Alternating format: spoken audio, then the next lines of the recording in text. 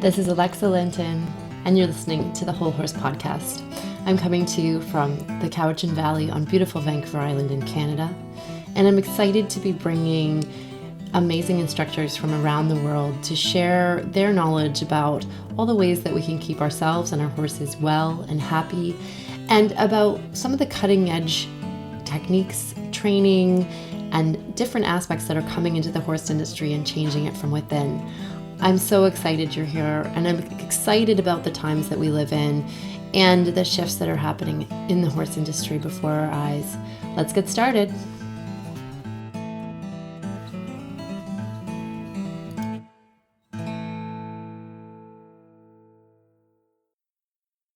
Hi everyone, it's Alexa Linton here, and you're on the Whole Horse Podcast. Today on the podcast, I'm bringing back one of my favorite guests. We have Josh Nichol here, and we're going to continue the conversation. Welcome, Josh. Welcome. Thank you for having me again. So great to spend time. It totally is. Totally is.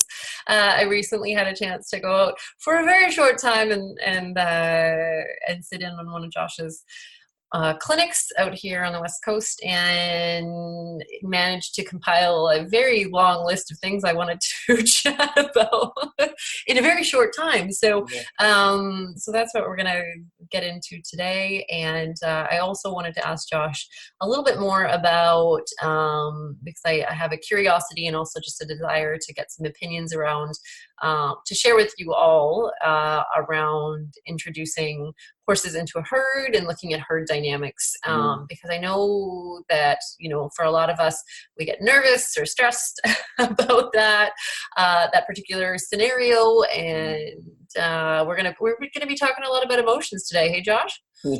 That'll definitely be an element for sure. For sure. It seems to be possibly our topic du jour.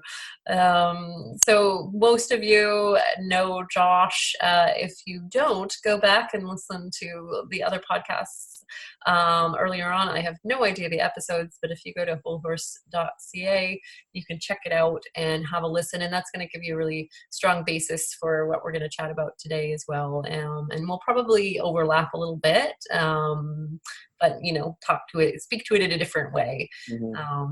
So shall we get into it? Well, let's do it. Absolutely. So let's speak to this topic of emotion first of all. So humans are innately, interestingly emotional creatures, and of course that comes into connection with our horses in various ways. And this is something that I've noticed that you really speak to, which I just love, because I think this gets missed in a lot of horsemanship and training processes, is really just owning up to the fact that humans often are making emotionally based decisions and coming from potentially not great emotional foundations or emotional places. So can you speak to that a little bit, Josh, and how what that looks like in some of your work? Yeah, for sure. I think there's a couple avenues, and I'm sure that we'll end up branching into a few of them. I find that, I guess, the generalized way that I look at this is that our energy is directed by the thoughts. So the power of the way we think really moves energy, and a major form of communication with horses is through the space between us, the feelings that move from us to them. And this isn't much like humans, but horses are so much more attuned and attentive to this. So we hear feelings and energy through how people speak and the signals they give off, but we're predominantly listening to words. And then as a person becomes more attuned, yes, they hear and feel things, but with horses, they're not really listening to your voice. They hear it, but they're really feeling of you. So the feelings that you give off and the way you resonate these things, it affects them hugely. So I generally speak to two different styles of horsemanship. Obviously, this is very general, but it allows us to start seeing perspective on intent.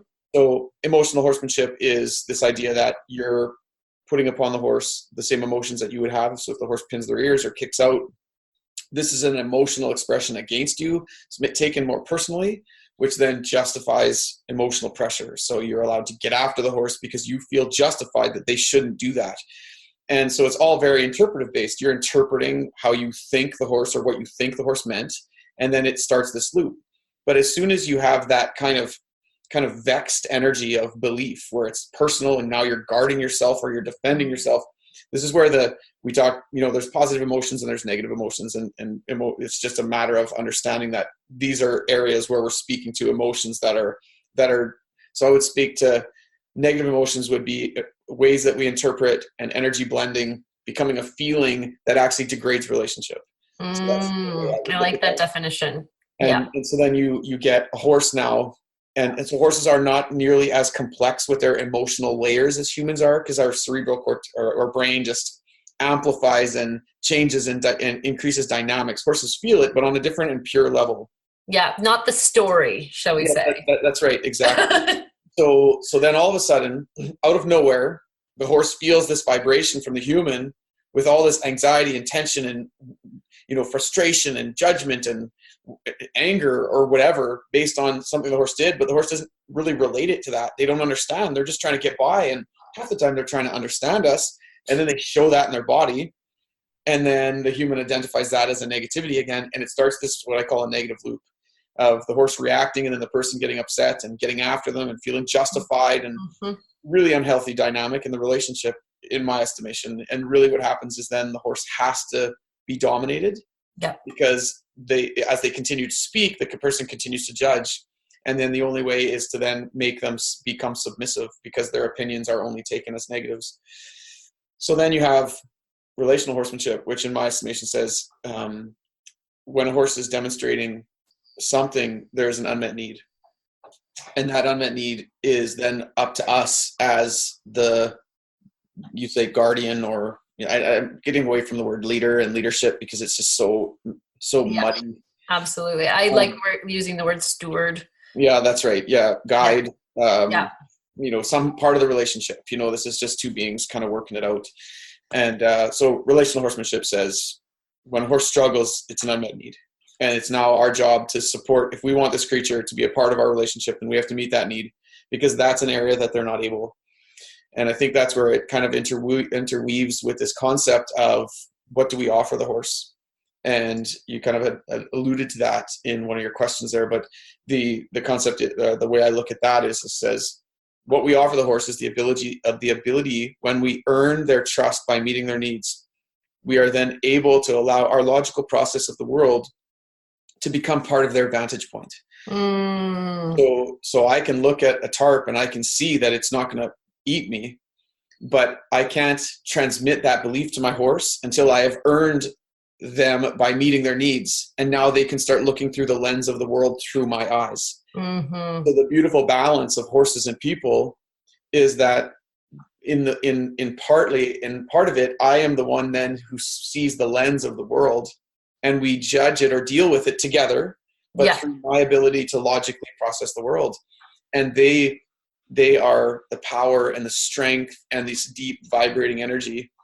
And I get to glean valuably from all that. And then they get to glean from the valuableness of my ability to think and process. And then, so there's no greater or less than, really. There's just that we each have skills. But if I don't earn that need, they cannot get out of their self-preserving state. And so then that's where the relationships degrade, is that you can't, the horse doesn't care about what you bring to the table if you can't meet their need, because then they have to meet their need primally.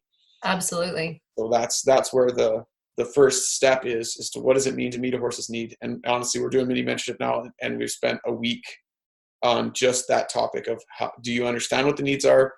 Do you know what they look like? Can you feel the individual needs? And then are you able to meet them? The great part is the horse will demonstrate it when they have a need met. They just release themselves. And then, you see the relaxation through the system. So would you give us an example? Because I know this is so great, because it's so relevant for any relationship, really, right? This stuff translates out. And I love this about the horse-human connection, is that it's like, oh, this is like training ground for human relationships and parent-child relationships, and, Totally. all these pieces. So Mm-hmm. what would be an example of a horse sort of requesting a need to be met, Mm-hmm. and Yeah. that person sort of successfully meeting that need? Awesome. So the primary needs, there's kind of primary needs, and then there's more complex needs. But the primary needs are the need for, so would be mind, space, and pressure. And those are something you have mentioned before. So Mm-hmm. yeah, Exactly. I'd love to go back through them here and Yeah. sort of relook at that. For sure. So what the first thing that we will do is I want a person to come in and this is a big deal for me, is when we step in the round pen or you take the lead with a horse or you spend any time with them, the first thing is to listen. So when you've taken a horse out of their scenario and you put them into a situation, you have to listen to how they're speaking. So a mind horse, or a horse it's kind of a little bit like character traits. Every horse has different character traits, just like people. And so if the mind is the high trait, this is going to be a horse who would be most obviously more herd bound. They would be a horse who's always looking for their group, very captivated by what's going on around them. They're anything that happens, and they're taking it in with their eyes all the time. So their mind is attentive to the world. So they really need to know who's taking care of the world. So a more mind-based horse really needs to know that you're able to take care of what they see, and that they feel validated that you are aware of what they see and you see what they see, and that you're somehow able to take care of that for them. And so then there's a bit process on that. Is the first thing you do is there has to be an understanding that you talk to what they're thinking about. And again, I don't know how deep you want to go into each of these needs, but I'll explain them generally, and then if it's, decide how we go. So in general, a mind horse is going to be taking care of the world. You're going to see them eyes up, eyes all over. A space horse, usually what you will feel is that when they get anxious, they're going to be pushing into the space. They will be into your space. And this is where a lot of times, the word disrespect comes up so quickly here. And this to me is such a what's the word?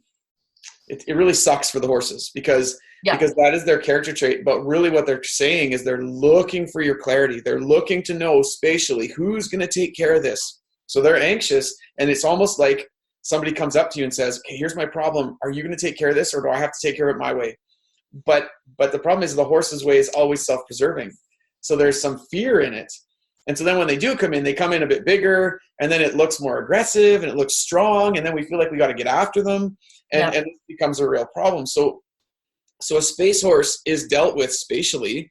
I want to help them and I want to understand, but it first comes with intention is the most powerful element of helping a space horse. You must be clear on the fact that the horse is not being disrespectful. This is the horse's need, and it's your job to clarify the space.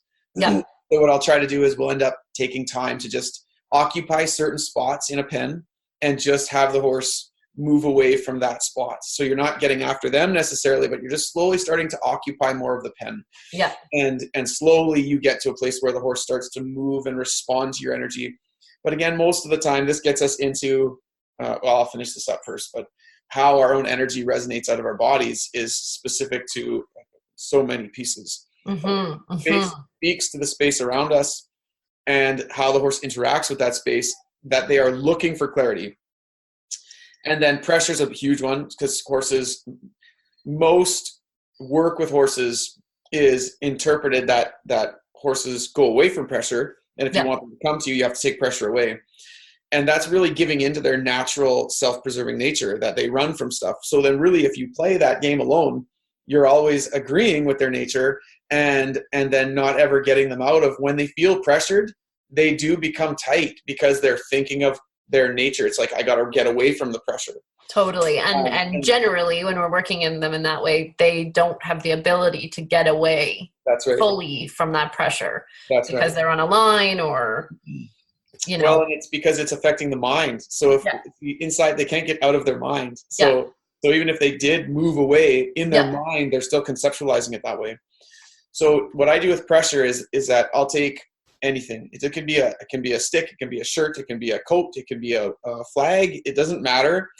But what I do is as a horse is, so what a pressure horse will be demonstrating as, it's usually fear. So they'll look at anything and they're spooky and they're anxious and worried. And we've got a couple here in the mini mentorship that we're dealing with on this basis. And the first step of that is that you allow them to control the pressure with their mind by connecting, not disconnecting. So what I do is I'll play with a little pressure. I'll just apply a little pressure, and their first thought's to get anxious. And the first key is to make sure they're not getting scared. They might be unsure, and that's okay. But what you do is you release the pressure as soon as they look at you. So then they start understanding they can actually control pressure by connecting. Got it. The only thing a horse wants to do is know how to control pressure. They honestly don't care how. They just need to know how that they can, and then what does that look like? Totally. So I set a tone, and this sets a tone for my liberty work and a lot of my more connected dynamics of balance and bend. It sets a premise for the whole system that I run regarding my training style. And it's that when you can apply pressure and a horse will look at you and they understand they can control the pressure by staying with you, now you have this way to draw a horse to your energy. Instead of your energy being this thing they run from. So if pressure's always away, you actually end up sending their eyes and their connection point away from you instead of drawing it to you. Got it. So this is a major premise of the balance. So the way that we set a tone for the training is, so the work in the round pen, the first goal is to listen. The second goal is to analyze the needs. The third goal is to meet the needs. And when you meet the needs, this is described by a balanced liberty circle. So on one hand, the horse is moving around your space. Yeah. Not being pushed away, but moving around your space. That their mind is with you. And when mind and space align, so the mind draws them to you. Yeah. And they're moving around your space, which now happens is that they start to balance and arc around you. Yeah. Because they're trying to come to you, but on the same hand, they're also standing up outside your space. And pressure refines the two. So I can use my pressure a little bit to deal with the space, but I don't want to expend the mind. So if I push too hard on the space, I chase the mind away. Yeah. And if I pull too hard on the mind, I draw them into the space. So I'm looking for that beautiful synergistic balance between those three pieces. Got it. And so that's kind of the generalized form. And then what I do is I want to put my bridle on that balance. I don't use the bridle to create it.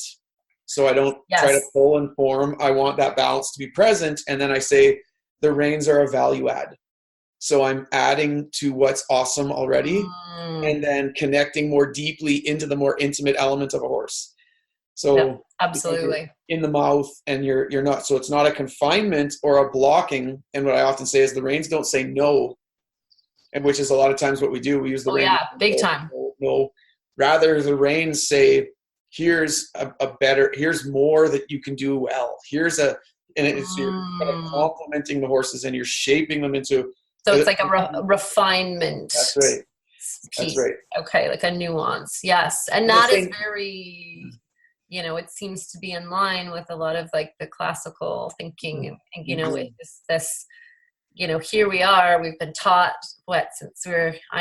since I was a little wee thing, pull on the reins to stop, kick to go, and and I'm sure many of you out there feel, can resonate with that and the sense of, I'm not using my reins for that at all. Sure. They're used in refinement. They're used, in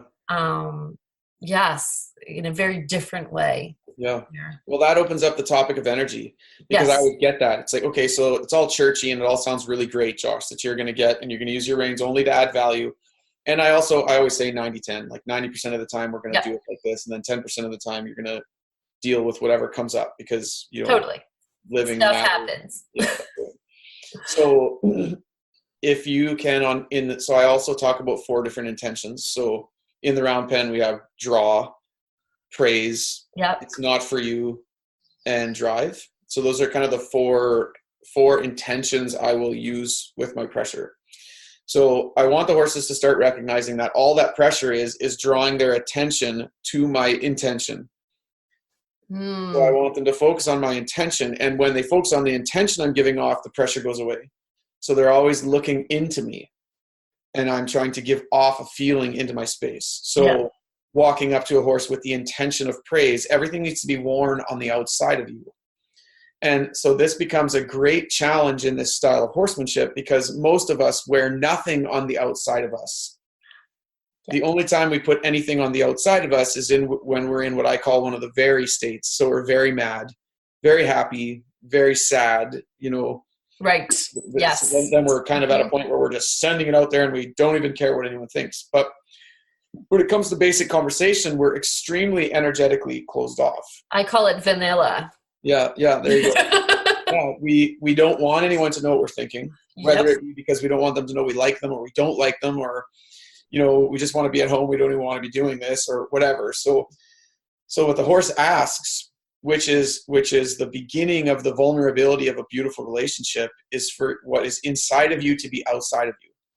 And this starts with the projection of energy. So I begin with that space in the round pen when a person presents themselves, because most of the time, and this is where aid-based training really excels, because aid-based training, just using aids, doesn't demand anything from your energy. I put my stick here. If they don't move, I use it.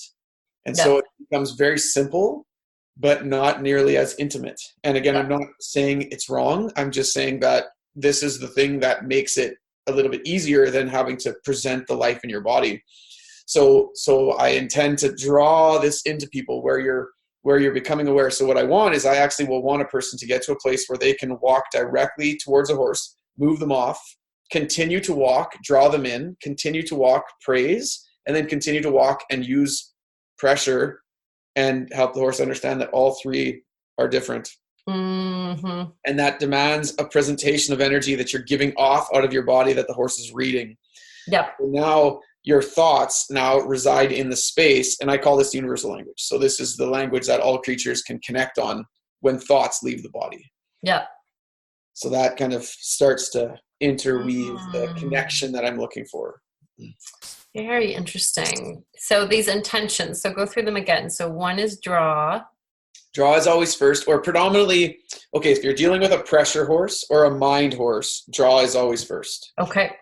Because if you drive a pressure horse, this is what makes the round pen look like a terrible thing, because now you've got these scared horses running.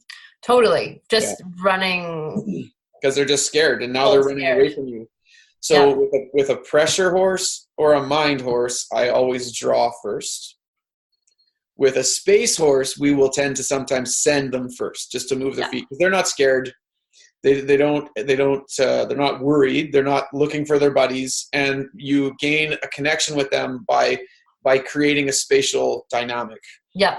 And then what I end up doing is once I've drawn a horse in, then I want to touch them and praise, and I want them to feel my pressure praising, so that my intent infuses the aid more than their intent. And this leads us a little bit to another question that I saw in your note there, which is osmotic energy. And that's a terminology that I will use. And basically we can say that if you're around a negative person that's more intently into their negativity than you are into your positivity or whatever you're in, you'll become negative. If you're happier than they are upset, pretty soon they start to feel happy. Yep. And so this intention is flowing out of our energies and osmotically creates a balance. So with the horses, especially the aid, if you pick up a flag, you pick up a halter, whatever you're using, you have to almost feel it come out of your body and fill the aid.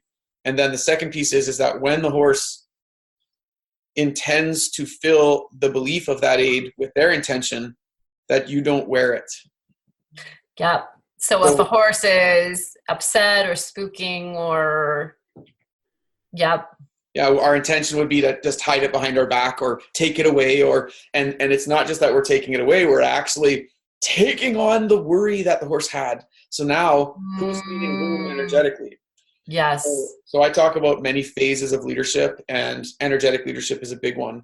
And so osmotic effect and awareness of your own presence are big pieces. So when the horse is nervous, it's actually even more important that I retain the calmness and the feelings that I have about pressure. Right. If a horse gets scared, I will regress my pressure slightly to back into a state of anxiety, because anxiety is fine to converse with a horse on because they're still thinking. Yeah. You're talking to something that's pushing them. It's making them think. It's challenging them. But fear, there's no more thought. Yes. If we did everything in peace, we would never grow. If you were always only happy, then you're never pushing your own boundaries. Mm-hmm. So there's some value to challenging our horses and pushing that edge, but only again in thought. So the moment that the horse gets anxious about my flag and I hold the flag there, I really do work on people being able to think about the flag and all of the intentions that you have within it. And in this process, I get the horses to control the flag by looking at it. So if I gently shake it, first of all, I put the feeling I want in it, and I just keep moving it until I give them the control by connection. Yeah. So all they have to do is give me an ear or give me an eye, and then I just gently take it away. But I am always intending to fill whatever I'm using, whether it's the bridle or a bit or a flag or whatever, that I'm the one filling it with the intentions that I would like them to receive. Yeah. Excuse me. Does that make sense? Yeah, it does, actually. It does. And I want to just rewind slightly, because I see a lot of the time, when I'm sure I'm guilty of it, and many of us do this, where our horses almost end up having these rule books, these like, oh, well, they don't trailer, they don't like clippers, the whips are bad, like, you know what I mean? There's like these, like, you hear the lists of like, oh, they can't do like, this type of this, or and it's this sense, and it makes think of this idea of like infusing our objects with intention. Totally. How that could be, we could infuse them with very positive intention. Totally. Or vice versa. Yeah, exactly. And I think these two concepts have to blend. So until the horses know they can control a pressure by engaging. So as we discussed earlier, a gentle shake of the flag, and they learn that if they turn and look to you, the pressure goes away. Then we don't have much effect in this next topic that you're bringing up. And this is the reason why people get to where it's like, well, my horse doesn't like whips, or my horse doesn't like this, because we present it to them, they get scared and leave, and we've already agreed with the fact that pressure sends horses away. So this is where desensitization comes in, which is something I really struggle with. But the reason, if you play the thoughts out, it makes sense why people would want to do it. So I present the pressure to my horse. I want them to be okay with it. I know pressure sends horses away. There's not any thought that you could get a horse to think in or with you because of pressure. So then you naturally have to agree that you have to desensitize them to this pressure. But inside themselves, they haven't changed their thought about pressure. Yeah. So you try to desensitize them. All they do is they go inside themselves, and this becomes a swallowed they go into that collapse space. That's right. Because they can't actually manage the pressure. Exactly. So while they're still running from it, but they've run inside themselves, and that's where you get a kind of a swallowed eye. Yeah. And so they're still worried and they're still anxious of pressures, but this one they're now somewhat dull to, and they know to go inside themselves. And really, this is the last thing that I want any creature on the planet to do. I want an open, connected sense. And so then if you can first get the horse to understand, if you apply a pressure that you're unsure of, check in with my intention. And my intention will give you guidance as to have a better way to process that. And that again brings us back to one of the values that humans bring, because we have the ability to think through pressures and rationally respond, where the horse doesn't necessarily have that. They want to run first and think second.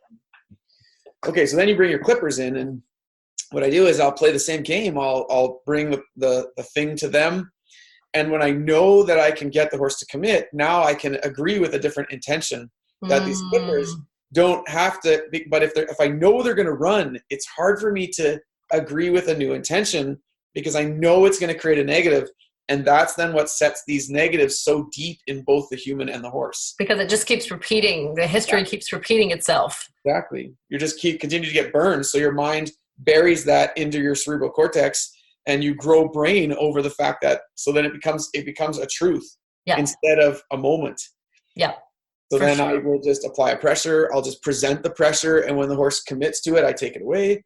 And pretty soon the horse knows that they can deal with any pressure they want. Well, soon, guess what happens? They don't need to.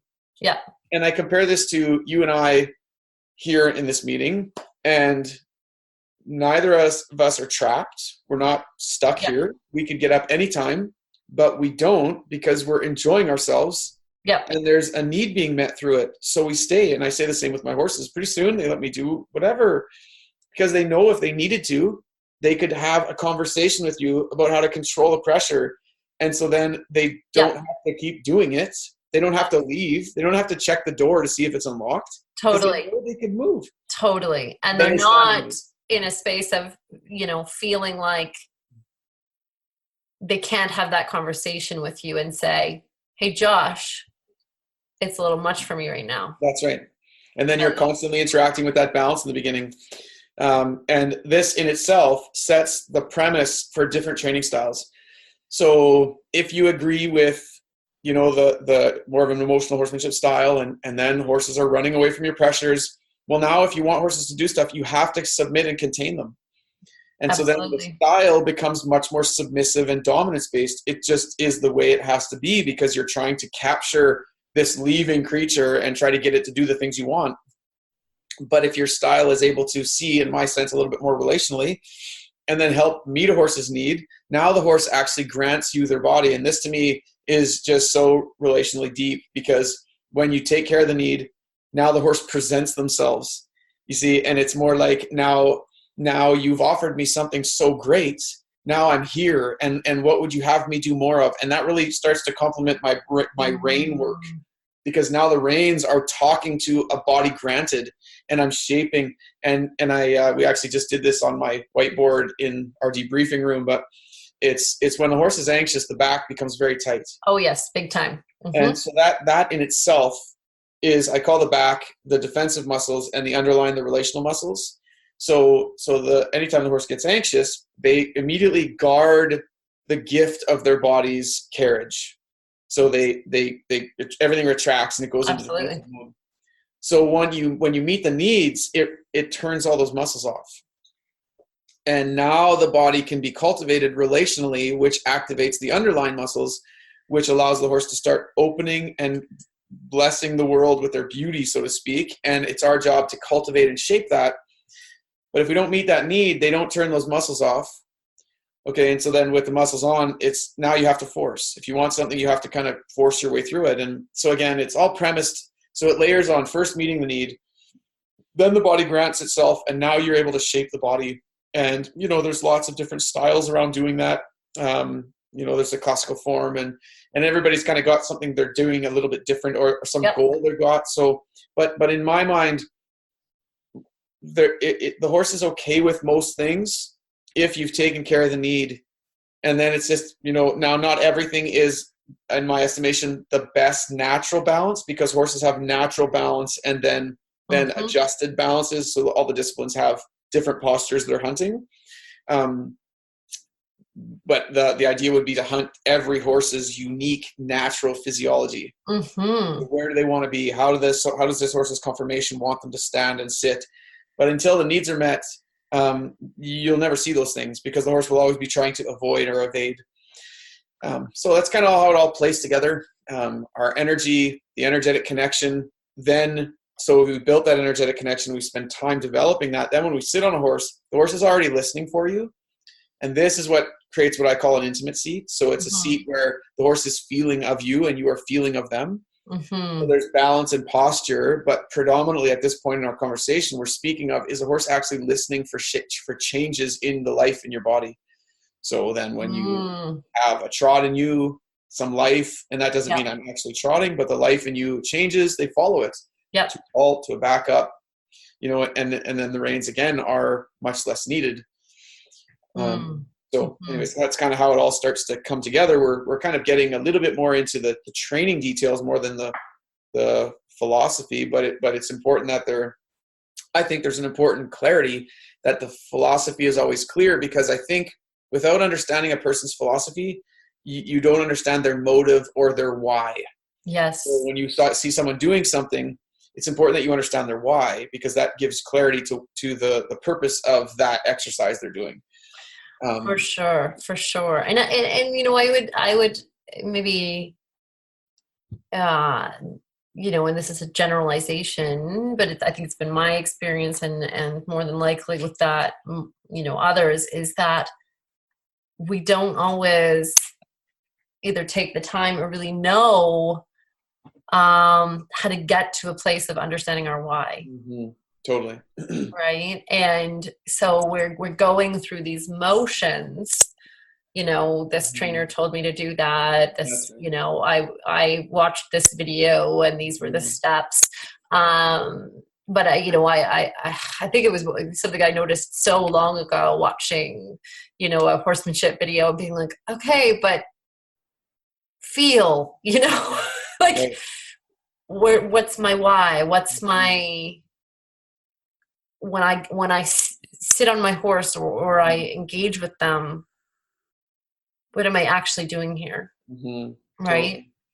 I think it's a real struggle in society today because we're just in a time where everybody can get something quickly, and developing feel and connection, it does take relationship. It takes understanding. And so there's parts to it where you got to kind of buy into a desire to develop that relationship, where a lot of times people are inspired to be with horses based on this youthful longing of being with this amazing animal, but then we want to go do stuff. And so that stuff becomes a little bit more exercise based, which can then start dulling the relationship, because it's more about what you're getting the body to do rather than how you're connecting and earning that body, and then doing it as a partnership. So I think there's a bit of a wrestling match in people, because we can have anything we want right away. We like that, and this is the struggle with relationship, is that it really takes a vulnerable opening of ourselves and a lot of listening. And both of those things are tremendously challenging today for people. And those are kind of basic pillars for good horsemanship. So there's kind of that wrestling match between kind of the way the world is associated today, and then what relationships need. And so then, so it takes a bit of a desire to really go seeking to know the horse and understanding your why behind every training. And I think the more you understand your why, the easier it is for you to sift through training styles that might not fit for you. Because when you know a person's why and they see it as a more dominant base and they do this for this reason, that might not resonate with you. And I always say that, like, I don't really necessarily have a lot of opinions about what people are doing, but I encourage people to make decisions based on what you see others doing, based on that why. Yes, for sure. And I think you're very right in this idea that there is often this sort of rush towards stuff, right? Mm-hmm. Like, I want my horse doing this, and this yesterday. And yet I think even within that space, there may not be a clarity on why. Mm-hmm. Or that why may be based in, if we really self-reflect, maybe not actually such a pure intention or space. It might be, I really want, the other people at my barn to think I'm a really good rider, or there's, if we self-examine in that, we might recognize, Totally. Yeah. Well, most of our quick fixes are usually about some way to fill a void. We're looking to look better or be better or feel better or whatever, and it's not necessarily about deepening that bond. But I find that there's whys missing for people, and there's whys missing for horses. Yeah. Most of the time the horses don't understand why you're trying to force them to do these things. I don't understand why you want my head here. It's very uncomfortable, or why you want this to happen. And then they struggle. And again, then most of the time we look at that as disobedience when they're merely trying to ask questions as, why are we doing this? Yeah. Anyways, it becomes very intertwined. Totally. Sharing with you earlier about the Wildie the Mustang that I met today, who was like, domestication. Yeah. I'm not really seeing the plus side. Yeah, that's awesome. And that's her seeking the why. Like, yeah, exactly. Like a little kid going, why? Why do I need to do these things? Right? I'm actually going to be building a course soon on this, because I feel like it's a bit of just the learning of understanding this dynamic that we're speaking of, it really helps people sift through training, and it helps people understand what they want to do and again why they would do it. But it's super important to really, and I have mentored people on this that have concluded they are okay with dominance. They are okay to dominate a creature because they weren't seeking relationship. That isn't the kind of person they were. It's hard for me to relate to. Yeah. But I understand that my viewpoint is not the only one on the planet. Yeah. And so then and that's just the way. Okay. So and my caution is then to be gracious and kind with your approach. So that the animal has the chance as well. You can only do what you can. But on the same hand, it's just such an important piece when you understand the purpose on what you're doing, on why or how are you connecting with the animals, then it makes a whole bunch of the journey easier. I find so many people they'll just kind of lay out because they don't know much about horses, and then they connect with somebody, and then they just take and do whatever this person says because they're supposed to be the professional. Yep. And this kind of information, it grants people a bit of a knowledge to say, if there's a twist in my guts about this, that it's not relational, it's not connecting, then it's okay for me to say, nah, I don't think this is for me. Yeah. Instead of just yielding to the pro because they're the one who's supposed to know everything. Yeah. Yeah. Well, and that, that loops us back around to that idea of the steward, right? Because it's like, we are the voice. I mean, that's a value added big time for our horses is, in this partnership, we are the voice within a human world, and we are a protection to them against harm. Totally. Right? Yeah, that's a huge deal. I look out my window and I see my guys standing there, and they're just being where I put them. It's like it's our job to put them and take care of them because they give themselves to us. It's not a small thing, really. It's no small thing. And I think, we sometimes take what they offer, in a way, well, in many ways for granted, where when we really sit down and go, what is happening here? What is actually being contributed by this horse to this relationship? Totally. That we may actually receive a bit, a lot more of the depth of what they're giving. Yeah, totally. To it all, because their natural, like you say, natural tendency is to move away, to be all these other things, and yet they go against that to be in partnership with us. Well, I feel like what we do is we end up taking away their gift. Yeah. The thing that we gift them with the ability to process and think, and they then gift us with this amazing ability to fly. That's like we get to be on them and just fly. But when we take that from them, then now they have no gift to give, and I think that's a great robbery. It's anytime you take the body from anything, it just has this.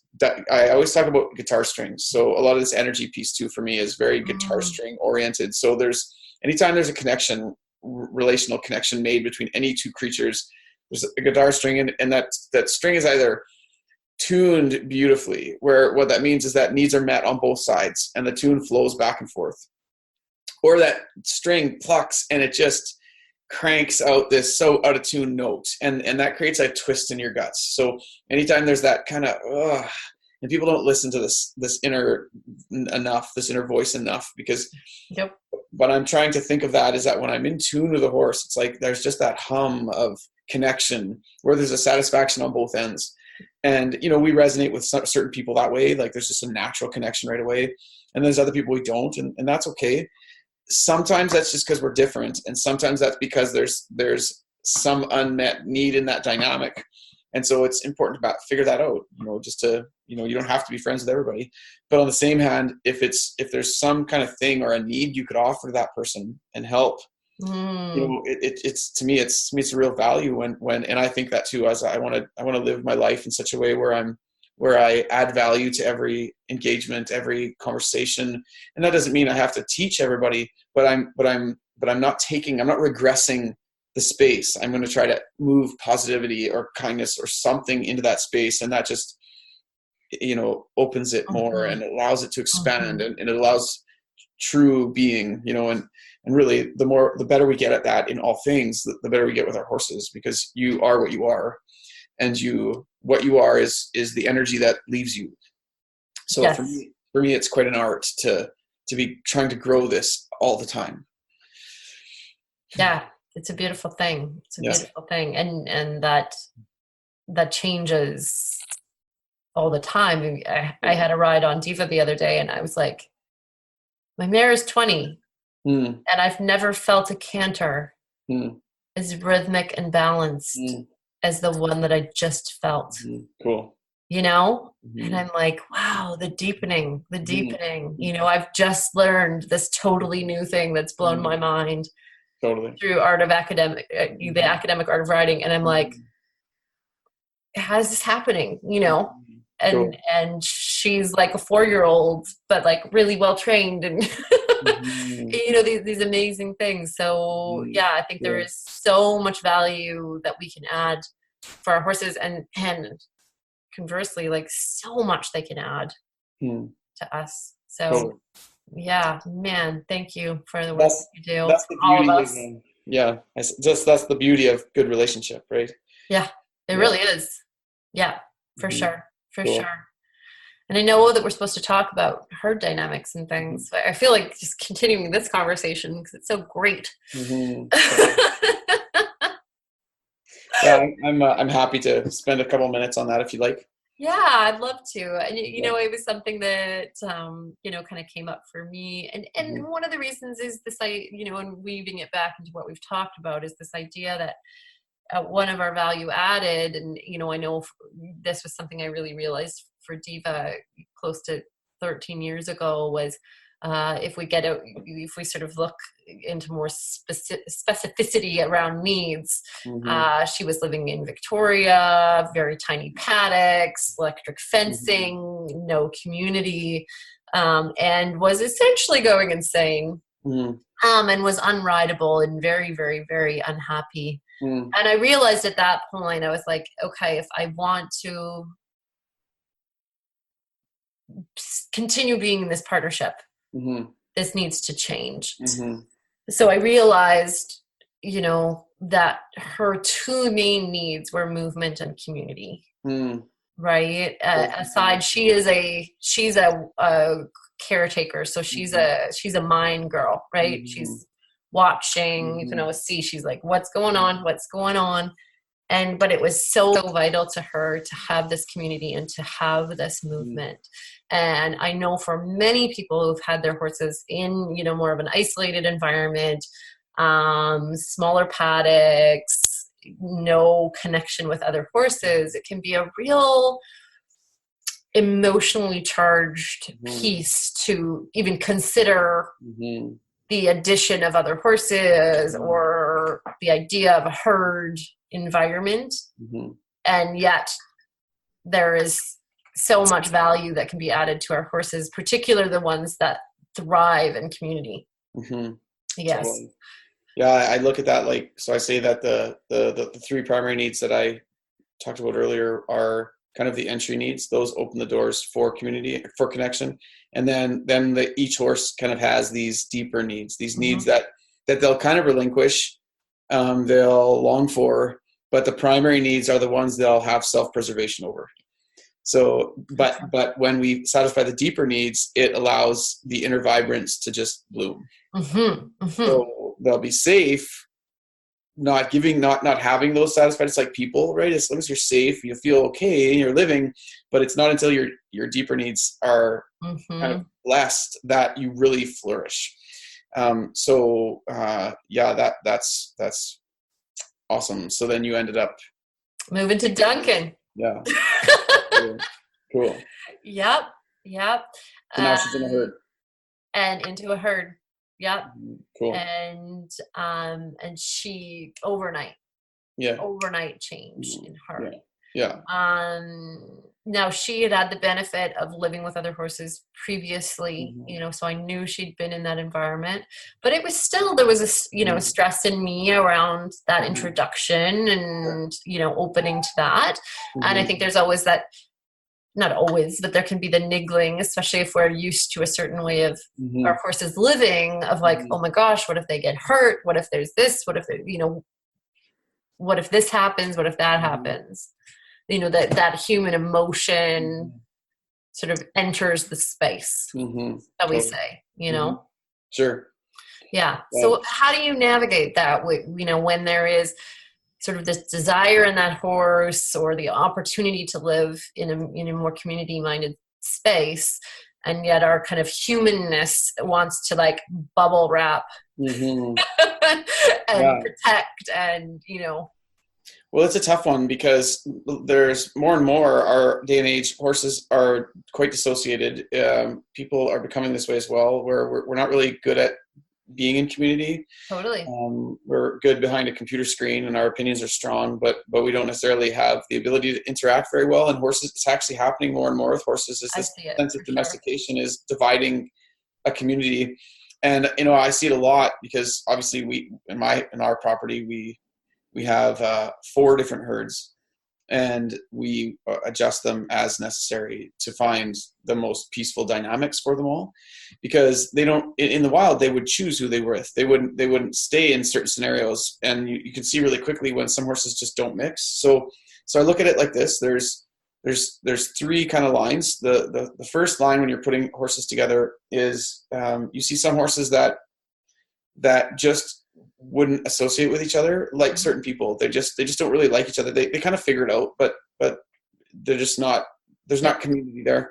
The second is you have troubled horses. So you have a horse that's scared or anxious, and they kind of become a bully. Yeah.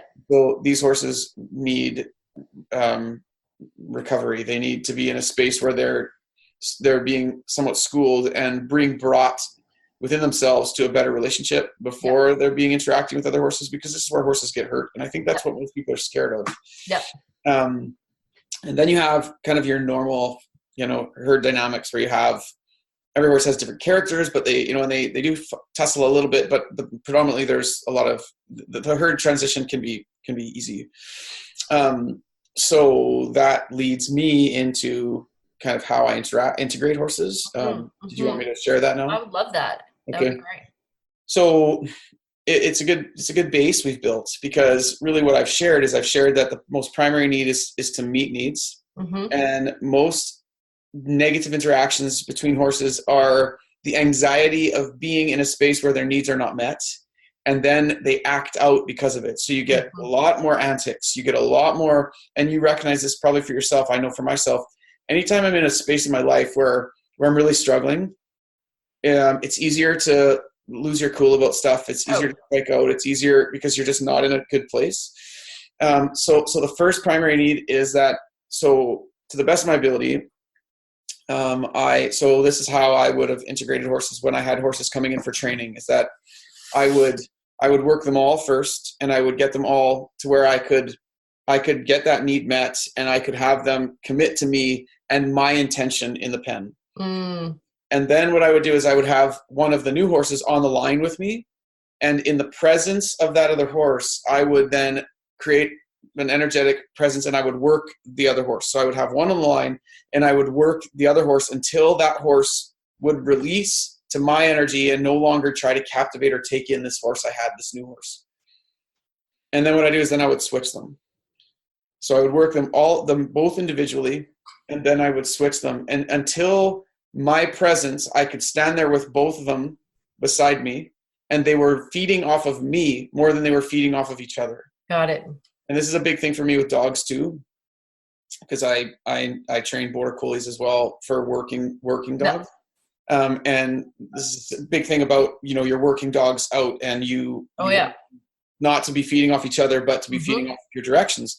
So anyways, then I get them to where I have them standing with me, and they're interacting. They're kind of talking, but always in my energy, because my energy is the one that leads. And then what I'll do is I'll I'll turn them loose, and depending on how that interaction goes, sometimes what I'll do is I'll keep one on the halter and then I'll move the other one, and then they're kind of start moving together. A lot of times by this point I release them, and what I do is I'll actually work only one. So the other one will kind of mingle, and there'll be time where they kind of pass each other, but I'm still the lead. And then what happens, it doesn't usually take very long, and then pretty soon they're moving together. And so I interact how they connect, and I try to build a connection and a synergy between the two of them before I leave them alone together. I'm not much, so there's other styles, but I don't like it to be that the horses in their nature are doing the connection, because then you can get them pawing at each other or striking. And so you can have struggles with that. So I tend to keep them separate and not offense divided, like separate until I do this work. And then depending on how it goes, so then what I'll do is I'll end up kind of backing my presence off a bit, but keeping my feel, and then seeing how they interact. And then if they start sniffing noses and it starts turning a little bit bigger, then I just gently move them again. I don't make it an argument. I don't crash on them at all. I don't want to turn that energy up into more of a confrontation. And what I find is within no time at all, they're moving together, and it's almost like what they need is they need a certain energy to direct the engagement, the introduction, excuse me, that's the word. So when you set the tone for that introduction, it's introduced with my energy as the prominent focus, not their nature. Interesting. That's really interesting. I have this image of you as like almost the conductor. Totally. Of this like, you know, thing, this experience happening. And when I was training for the public, I would do that, and I would get, I'd have 5 to 8 horses in the round pen. And in the end, obviously this would take some time, but then I would get them all moving together. And then you could stop one and move 3. And, it was very fun because you could just start playing. That's so interesting. Wow. I actually haven't heard of that sort of thing. So I'm just loving this perspective. And just a different way of thinking about it, Do you ever sort of utilize, say, a very grounded, like anchored member of the herd to, for a more anxious horse to kind of like have that, a little bit of a role model? So we have 4 different herds, and one of my herds is my main gelding, Max. He's the best leader, or the most, the truest leader on the property. And you never see him kick, you never see him pin his ears, but he just has this power presence about him. It's more of kind of an alpha presence, but without any negative energy in it. So if you have anxieties, we put them with him. And if we have clarities that needed, I put them with my Andalusian.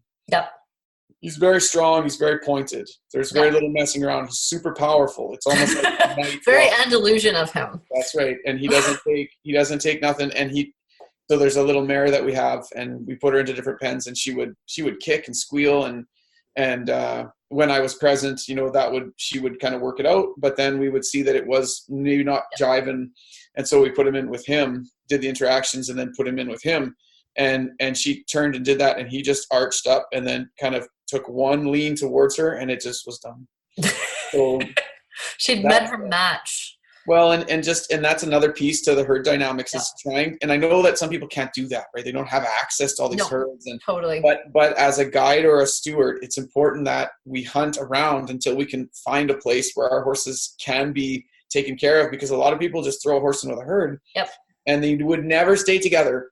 And so a lot of these horses get beat up, and some of them get hurt because we're trying to mush together different personality traits, and sometimes damage with a soft little nature, and then it just turns negative, right? So, absolutely. Well, and then you're getting other needs that aren't being met that are very critical, like, for example, a horse that's not allowing other horses to drink, or a horse that's not allowing other horses to eat, or these sorts of things can really challenge a horse's sense of safety. So, watching those dynamics. I mean, I know it's like, here, like lots of different herds coming in and out, but I had to actually let go of one mare because she was like you said, she's just like that kid that sat in front of video games her whole life. Like she just didn't know how to interact with other horses in a healthy way. And she became so aggressive in that it was so stressful for her. And I think that, you know, some horses, that's the case. She lives on her own now in a backyard, and she's the happiest I've ever seen her. And sometimes that's the way it is. It's not natural. It's not normal. There's not a lot of horses are backyard, but it is. Sometimes that's what they needed. Absolutely. She plays with the dog. She's quite content, you know, but awesome. It's just really interesting. So there's all these different scenarios, but that just gives such a great other perspective. Because I hadn't really heard that way before, and it really, really helpful. So thank you for that. Yeah. I think it's awesome that we were able to describe the Met needs first and kind of set the platform for kind of how I approach it, because that set a real good kind of beginning to explaining the interaction point, because it to me, in my mind, it has to be, you know, some form of Met need with some form of Met need, and then they see me as a figure that they desire, and then I put those things together, and that in itself is, well, you're creating a safe space, right? They're like, okay, you got me. That's right. We're okay. Yeah, totally. Beautiful. I did a webinar on it actually when I integrated my Andalusian and my little quarter horse. They'd never been in the pen together, and I was going to travel, so I wanted to put them together. And I did a webinar on it, and it was unfortunately quite uneventful. as often. It should be, right? Yeah, for sure. I think it's the best possible way, though. Yeah. Thank you for that. And we're already there. We're already at our hour. It's amazing. Awesome. So I really appreciate this and all of your insight. I think everyone out there, I could probably speak for anybody listening, just the ways that you bring this work to life and is really inspiring and helpful for many of us. So thank you for that. Well, you're very welcome. It's always a privilege to spend time visiting with you. It's so fun to speak with someone who's also passionate about all this stuff. Oh yeah, it's great to geek out with you. Great to geek out with you. So last thing here, Josh, for anybody who doesn't know you, how can they get in touch? We've just recently built our new website, so that's pretty great, joshnichol.com. That's the best way. We have a presence on Facebook as well, and I have a group there where we share and communicate.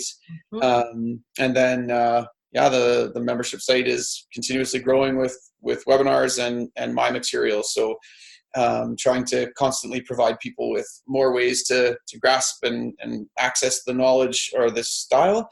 And so probably our website's the best way. And then joining what we're doing on Facebook as well gets you kind of a soft feeling of what we're doing. Yes, and it's wonderful with Josh's work, right? The work that he's creating is something you can tune into from anywhere in the world. So definitely have a look. There's lots of amazing things there. Check it out. Of course, this episode is going to go up at www.wholehorse.ca, and I'll make sure to put Josh's website link there along with some other information. So head on over there, check it out. Josh, really appreciate you being here tonight, taking the time. Thank you so much. So great. I'm sure we will be back, and thanks everyone for taking the time out and tuning in. We will see you all next time. Have an amazing day. Bye for now.